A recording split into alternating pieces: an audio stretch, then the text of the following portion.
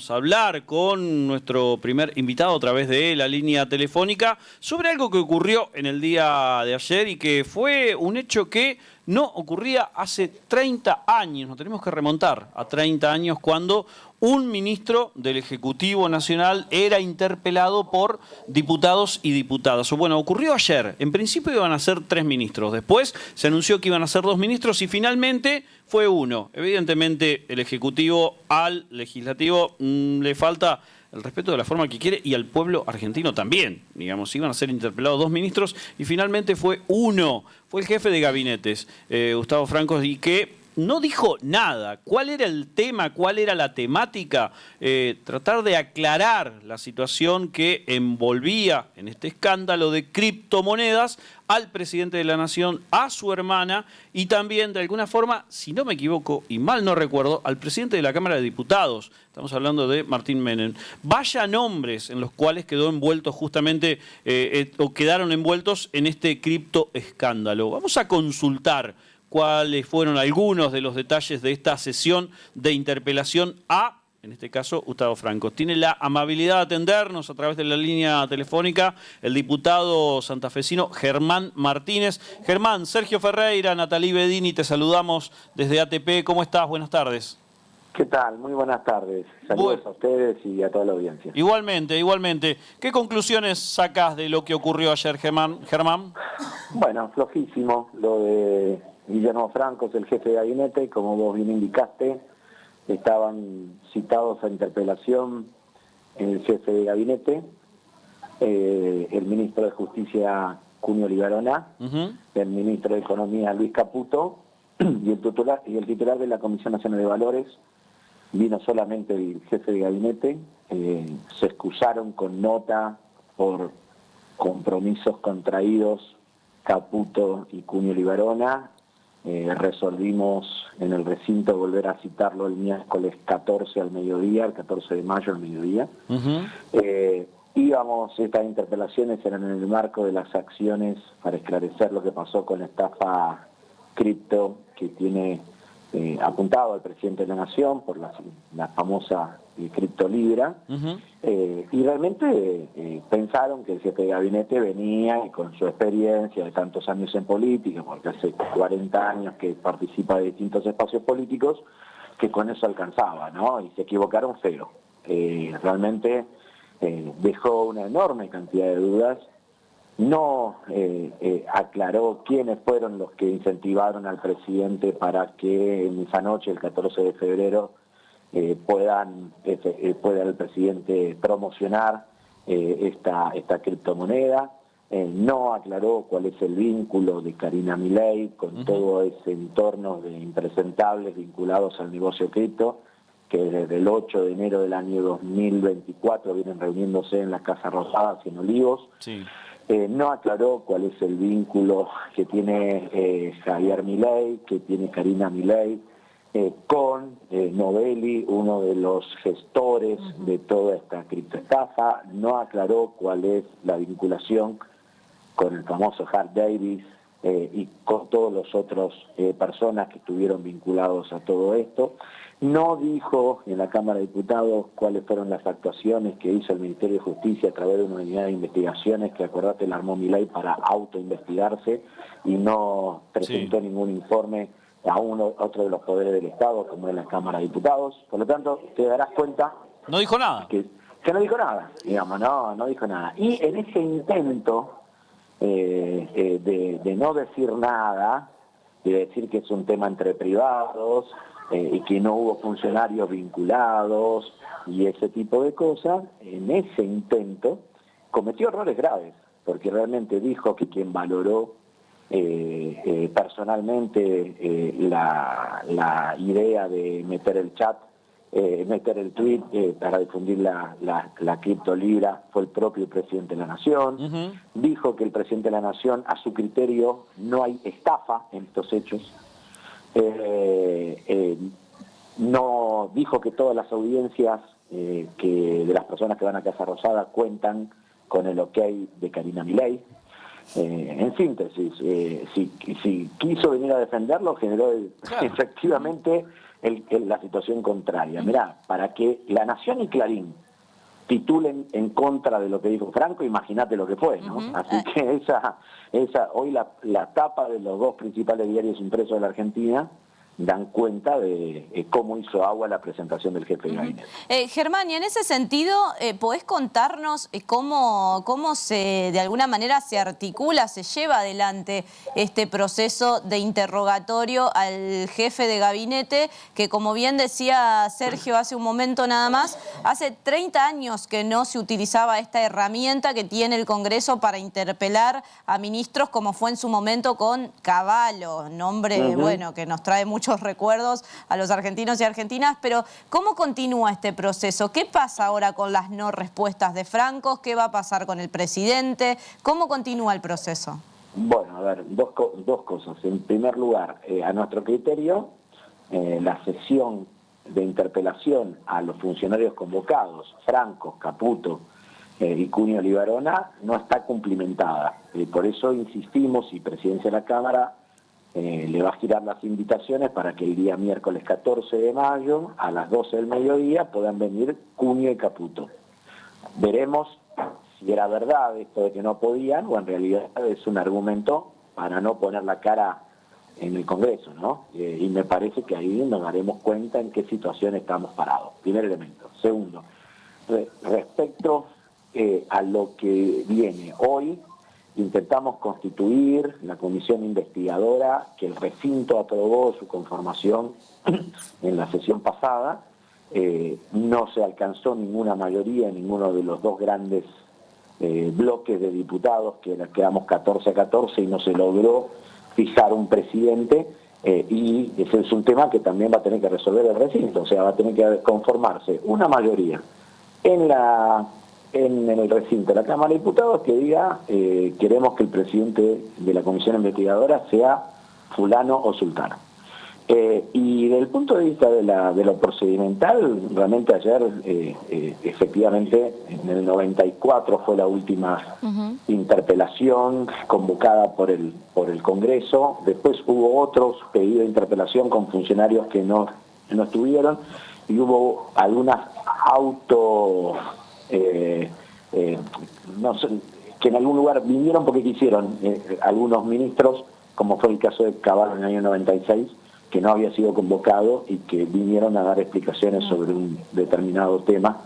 En aquel momento tenía que ver, creo que con los impuestos internos, y realmente yo creo que es un mecanismo interesante, ¿no? Que al cual no se recurriría si existiese una predisposición del gobierno a informar, a que las comisiones funcionen, a que los ministros vengan a las comisiones, a que den toda la información que se necesitan, que se pueda efectivamente responder los pedidos de informe que hacen los diputados. Bueno, acá el diálogo institucional entre el Poder Ejecutivo y el Congreso es prácticamente nulo.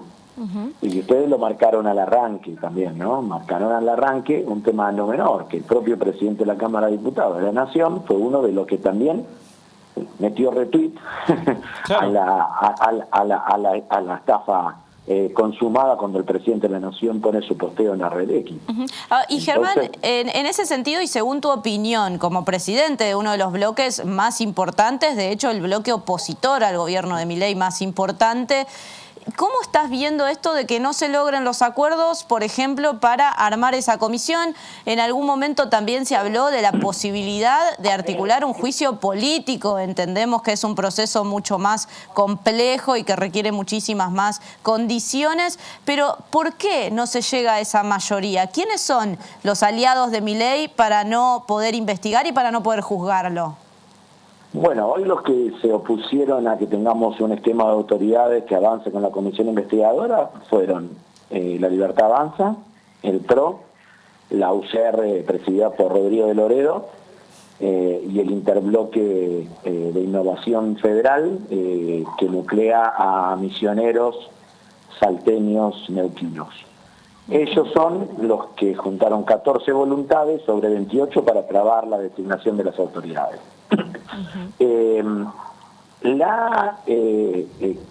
tanto el pedido de interpelación que ayer hizo Kevin Franco, como la aprobación de la creación de la comisión investigadora, que yo reivindico como un hecho importante, contó con el visto bueno de nuestro bloque, que somos 98 diputados, de Encuentro Federal, que es el bloque presidido por Miguel Pichetto, el bloque de la Coalición Cívica, el bloque Democracia para Siempre, que es el segundo bloque de radicalismo, y se me está escapando alguno, pero no mucho más, digamos, ¿no?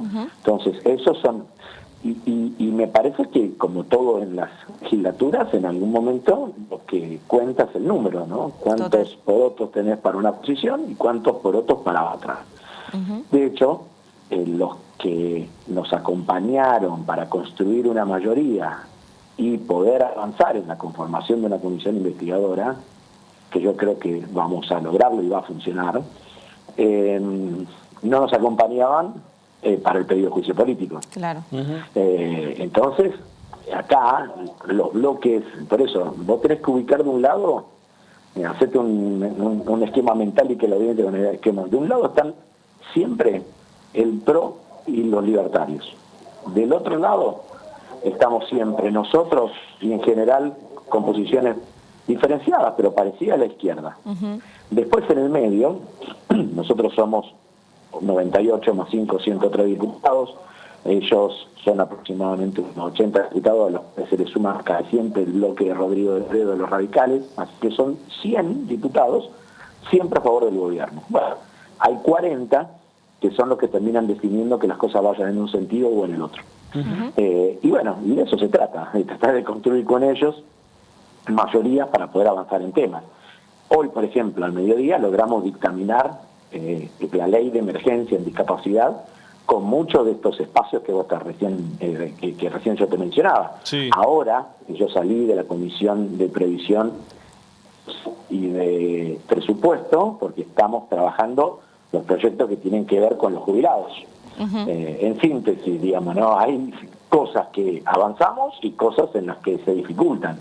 Pero también te digo, este día no se hace nada, la oposición no consigue, no consigue nada y hace 31 años que no había una interpelación a un funcionario y ya lo logramos. Sí, no, y además Germán, antes de que Sergio te haga la última pregunta, resaltar lo que acabas de decir, que han logrado el consenso para la emergencia en discapacidad. Ayer hacíamos una nota muy importante, hoy acompañamos aquí la marcha en Santa Fe de aquellas personas que trabajan y prestan servicios a personas con discapacidad y por supuesto a las personas que están siendo vulnerados sus derechos.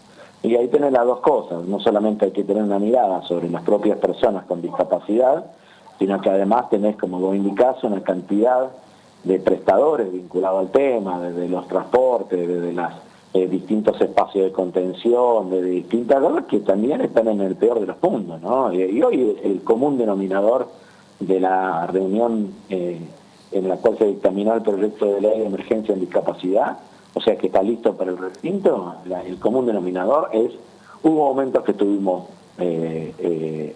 complicados, pero nunca tanto como este, ¿no? Nunca se sintió una política tan cruel contra las personas con discapacidad. Y bueno, me parece que se trata de ir generando consenso a partir de estos denominadores comunes. Sé que a veces cuesta más, sé que a veces el camino parece allanarse, pero bueno, hay que seguir insistiendo, buscando estos puntos de contacto para poder avanzar.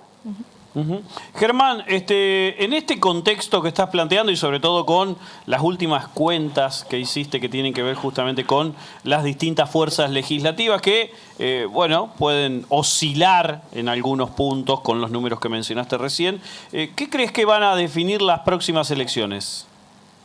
Bueno, va justamente lo que va a definir, tanto en la Cámara de Diputados, que renueva la mitad de su composición, como en el Senado, que renovamos un tercio de la conformación, con cuánta fuerza va a contar Milei para poder desarrollar la segunda parte de su mandato, ¿no? Y yo creo que en sentido contrario también, lo que van a definir las próximas elecciones es si somos capaces de canalizar en términos político-electorales un malestar creciente en los argentinos y en las argentinas, que a mi criterio hoy ya es mayoritario. Hoy hay claramente más personas en la Argentina que opinan negativamente de la gestión de gobierno que las que opinan positivamente. Esto ya se había empezado a ver en algunos lugares de la provincia de Santa Fe, hoy es más homogéneo, y además de todo eso se ve en toda la República Argentina. Ahora, la clave es la representación política. ¿Cómo hacemos para que esos millones de argentinas y argentinas que están en contra de esta política de crueldad y de miseria planificada que lleva adelante Javier Milei, cómo hacemos para brindarle un canal de participación política electoral que nos permita tener el mejor resultado posible y por lo tanto incrementar las chances parlamentarias de los que somos opositores? Y además vos sabés perfectamente que las elecciones de renovación parlamentaria son un mensaje al gobierno, ¿no? Sí. Entonces nosotros vamos a tener que tener la capacidad de invitar, en nuestro caso, a todos los santafesinos y santafesinas a que todos los malestares, todas las críticas, todas las penurias, todas las cosas que estamos viviendo negativamente, bueno, las podamos canalizar a través de nuestro voto y le digamos al gobierno claramente que por este camino no vamos a ninguna parte, al contrario, que nos conduce al peor de los mundos, ¿no? Germán, muchas gracias por tu tiempo. No, que siga muy bien. Buenas tardes. Hasta luego y buen día de los trabajadores y las trabajadoras mañana. Igualmente. Germán Martínez con nosotros, diputado nacional, presidente del bloque opositor, como lo decía Nati, el bloque opositor más importante que tiene justamente el Congreso, en oposición a Javier Milei, en la Cámara de Diputados rosarino, santafesino por ende, dando su visión de lo que ocurrió ayer por la tarde en la interpelación del jefe de gabinete, que en principio iban a ser tres personalidades, tres integrantes del Gabinete Nacional. Cunio no fue porque se le antojó, Toto Caputo no fue porque se le antojó y tampoco fue el funcionario que restaba, que en jerarquía era de otra línea, que era un secretario y que tenía que ver con la Comisión de Valores, tampoco fue. Realmente una interpelación que... Y Francos no sabe, no contesta. Que no dijo nada. No sabe, no contesta.